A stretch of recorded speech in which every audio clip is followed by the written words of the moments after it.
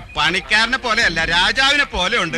மக்களை கண்டிப்பா இதை யாருனாலையும் மறுக்க முடியாதுன்னு நினைக்கிறேன். இன்னைக்கு வரைக்குமே கோலிவுட்டோட அசைக்க முடியாத ஒரு சிம்ம சொப்பனம் அப்படின்னு சொன்னா அது தலைவர் ரஜினிகாந்த் அவர்கள் தாங்க. தன்னோட ஸ்டைலாலையும் வசீகர நடிப்பாலையும் இன்னைக்கு வரைக்குமே ரசிகர்களை எல்லாம் கட்டி போட்டு வச்சிருக்கிற தலைவர் ரஜினிகாந்த் அவர்களோட பிறந்த நாள் இன்னைக்கு. 74 வயசுலயும் இந்த குதிரை ஓடிட்டு இருக்குது. தனக்கு ஆப்போசிட்ல இருக்கிற பெயர்கள் மாறிட்டே வந்துட்டு இருந்தாலும் தன்னோட பெயரை நிலைநிறுத்தி இன்னைக்கு வரைக்கும் சக்சஸ்ஃபுல் ஆக்டரா இருக்கிறாரு அப்படிங்கிற ஒரே பெருமை பாத்தீங்கன்னா தலைவர் ரஜினிகாந்த் அவர்களுக்கு மட்டுமே சேருங்க. இன்னைக்கும் எத்தனையோ சக்சஸ்ஃபுல் ஆக்டர்ஸ் இருந்தாலும் ரஜினிகாந்த் அவர்கள் படம் ரிலீஸ் ஆகுதுன்னா கூட்டம் ஓடுது, ஹவுஸ்ஃபுல் ஆகுது அப்படின்னா அதுக்கு காரணம் இவர் மேல இருக்கிற அளவு கடந்த கிரேஸ் தாங்க. இன்னைக்கு இவர் படங்கள் 600 கோடி 1000 கோடி கலெக்ட் பண்ணுங்கிற நம்பிக்கையில ப்ரொடியூசர் வர்றாங்க அப்படின்னா நீங்களே யோசிச்சு பாருங்க.